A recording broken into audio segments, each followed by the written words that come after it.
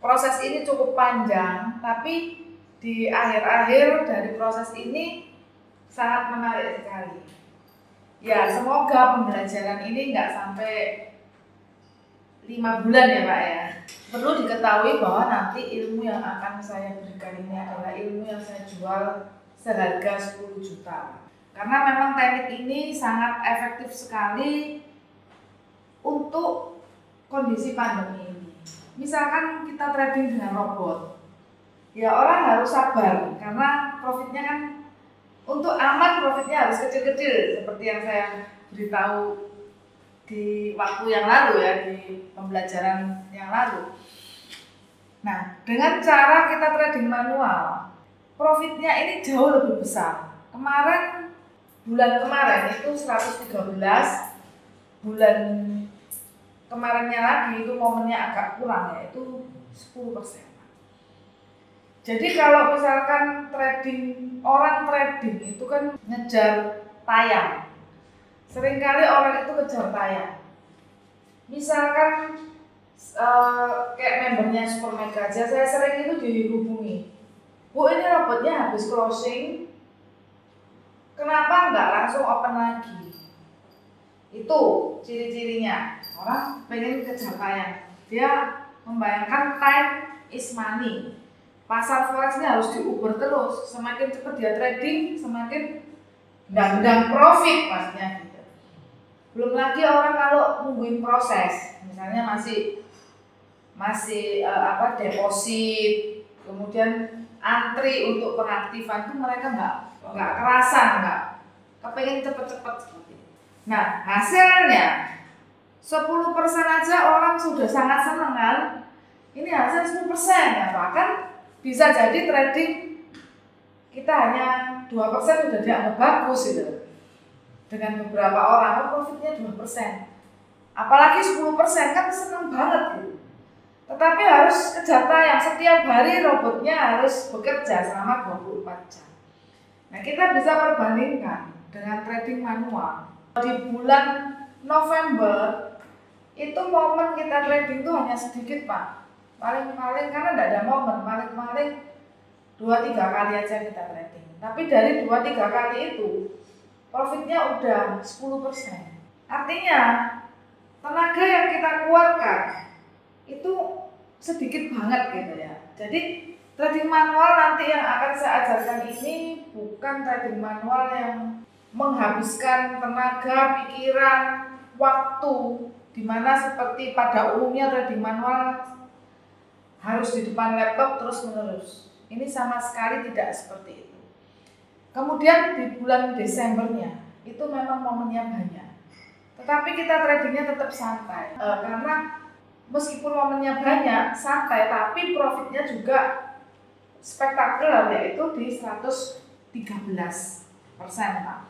Itu ada caranya dan jangan khawatir kalau ketemuan seperti ini offline, dijamin pasti bisa melakukan trading manual. Kita semua ini belajar. Sekarang saatnya udah nyampe di proses. Nah, di proses ini adalah nanti berkelanjutan, termasuk proses ini yaitu proses belajar ilmunya, Pak. Ada di proses ini, jadi di sesi yang proses ini. Kemarin kan udah belajar pertama pembukaan, kemudian tujuan. Setelah tujuan take action. Setelah take action sekarang proses. Cuma memang proses ini menunya banyak banget. Ya, materinya itu banyak proses. Jadi mungkin di sesi-sesi terakhir sekali barulah kita benar-benar belajar dalam hal ilmu trading. Makanya kemarin ada yang mau nyusup untuk mensisipkan diri untuk belajar tambahan, istilahnya nggak ngikut yang kemarin-kemarin, tapi dia mau nyusul gitu, mau bayar 350 tuh saya tolak, saya nggak mau. 3 kali berturut-turut tidak datang. Biar orang yang belajar cuma 1 orang, saya akan ajari karena saya menghargai ilmu ini. Ilmu ini adalah ilmu yang saya pakai sendiri. Ya, jadi bersyukur sekali yang gratis. Teman-teman member itu juga ada yang belajar langsung instan, nggak pakai proses-prosesan kayak gini. Itu juga bayar. Dan itu juga mestinya bersyukur ya karena sangat murah sekali. Nanti ini lagi dibikin webnya dan lain sebagainya. Ketika udah jadi semua, tentunya jual mahal. Kenapa mahal ya? Saya menghargai ilmu. Sebagai orang yang awam dalam trading forex, untuk kita bisa sukses, kita perlu yang namanya fokus. Kenapa kita perlu fokus? Karena di mana kita fokus, maka di situ itu ada energi. Ini dihafalkan aja. Ini penting sekali. Di mana kita fokus, di situ ada energi. Itu harus diingat. Di mana ada energi, di situ akan tumbuh. Mungkin bisa diulang sama-sama ya, supaya masuk meresap. Di mana kita fokus, di situ ada energi. Di mana ada energi, di situ akan tumbuh. Itu penting sekali. Jadi kalau selama ini ilmu forex Anda tidak bertumbuh, berarti di situ tidak ada yang namanya kefokusan. Meskipun cuma ngomong senang. Contoh aja, misalkan olahraga. Saya kepingin perut saya kempes misalkan. Saya kepingin tangan saya ini berisi, bagus gitu ya, tidak lembek. Nah, maka saya harus memfokuskan, memberikan energi di situ supaya dia menjadi kenyataan, dia bertumbuh seperti apa yang saya inginkan. Bisa memahami enggak intinya di sini? Oleh karena itu, kalau belajar ya harus fokus. Materinya apa? Pembelajaran yang diajarkan sejak dari pertama. Ya kita fokus karena kita ingin bertumbuh di situ. Ketika kita fokus di situ tuh muncul energi, gitu. Sehingga energi itu akan menumbuhkan. Kita pengen banyak duit, berarti kita tidak fokus gitu. Kalau tidak punya duit, berarti kita tidak ada fokus. Apa yang membuat duit kita bisa bertumbuh? Ya kita harus fokus. Fokus gimana caranya mencari duit, gimana caranya mengelola duit, kan macam-macam hal tentang duit gitu. Kalau kita nggak fokus, maka kita nggak akan bisa tumbuh. Paham ya di sini? Kemudian perlu yang namanya juga konsisten. Nah, untuk konsisten ini butuh yang namanya waktu. Karena kalau nggak ada waktu, jelas kita nggak bisa konsisten melakukannya. Sangat luas sekali yang perlu kita konsisteni selain dari pembelajarannya, juga dalam hal mengerjakannya. Karena nanti pembelajaran ini nggak akan pernah berhenti. Mungkin sekarang belum bekerja, tetapi kita masih sama-sama belajar. Nah, ketika kita sudah ngerti tradingnya, caranya, maka kita masuk pada kerja ini. Nah, pada saat kita bekerja, kita juga tidak boleh lepas dari yang namanya belajar. Jadi yang namanya belajar itu dilakukan terus-menerus sepanjang perjalanan proses ini. Belajar itu bukan cuma sekedar belajar teori seperti hari ini, tetapi yang dimaksud dengan belajar, kita juga perlu belajar dari yang namanya pengalaman. Karena kadang-kadang teori yang kita pelajari, kemudian kita praktekkan, itu hasilnya itu belum tentu sama dengan apa yang kita pelajari. Sehingga kadang-kadang kita itu kaget. Loh, kok jadinya kayak gini? Loh, katanya kemarin kayak gitu. Saya belajar dari perjalanan robot saya. Mungkin robot saya ini sudah jalan selama 5 tahun. Historinya sangat bagus. Ini seandainya aja. Kemudian saya jual. Saya mengatakan ini robot yang bagus, robot yang istimewa. Secara histori perjalanannya cukup baik. Nah, tetapi ketika dijual, orang menggunakan, dipakai misalkan 2 bulan, loh, kok loss? Bisa nggak terjadi seperti itu? Bisa kan? Nah, itu yang saya maksud belajar dari yang namanya pengalaman juga. Dalam proses kita akan mengalami berbagai macam keadaan, kejadian, baik kejadian di luar dugaan yang menyenangkan hati kita, maupun kejadian-kejadian Sebaliknya, yang menyedihkan dan membuat kita itu kecewa.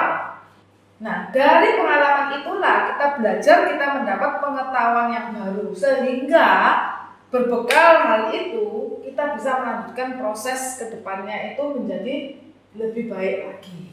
Kemudian konsisten itu bukan cuma sekedar saya konsisten menyediakan waktu, bukan sekedar seperti itu, tetapi konsisten itu juga termasuk hal ini, tidak mudah putus asa. Jadi artinya karena menjalani proses ini tidak gampang, bisa jadi orang di tengah jalan itu mengalami hal-hal yang mengecewakan, kemudian putus asa, kemudian akhirnya berhenti. Nah, itu yang dinamakan tidak konsisten.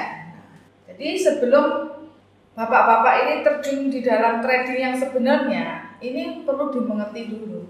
Karena pengetahuan akan hal ini itu membuat pikiran kita ini, hati kita ini jauh bisa lebih kuat. Ini kayak vitamin, ya, vitamin yang dimasukkan di dalam diri kita. Nanti pas kita trading itu nggak akan kecewa. Apalagi tradingnya ini, belajarnya ini kan free ya. Nah, itu takutnya diremehkan. Coba bayarnya 10 juta Pak. Yang sudah bayar tadi itu pasti datang semua. Tapi karena ya biarkan hilang lah, cuma 350 ya. Saya justru nyaringnya itu dari sini Pak. Kenapa saya nggak mengajarkan secara langsung? Karena saya pengen tahu orang itu niat apa enggak. Pertama, orang diuji dulu, bayar 350. Kalau dia nggak bayar, nggak mau, mengeluarkan aja nggak mau, berarti dia udah nggak niat. Kalau orang pengen punya ilmunya sungguh-sungguh, dia senang. Pertama 350 itu murah, masih dikembalikan. Yang kedua, kalau saya jalani beneran, uang 350 itu balik. Nah, kalau dikasih kemudahan seperti itu aja untuk ngeluarin duit 350, dia udah takut. Berarti dia udah punya bayangan, saya nggak akan yakin kalau saya bisa menyelesaikan secara mulus gitu. Ya, hari-hari yang harus datang ini. Kalau saya mau kasih Pak ilmunya secara langsung, ayo tak kasih langsung. Bisa enggak? Bisa kalau saya mau kasih. Dia tak kasih aja langsung ilmunya. Yang rugi siapa?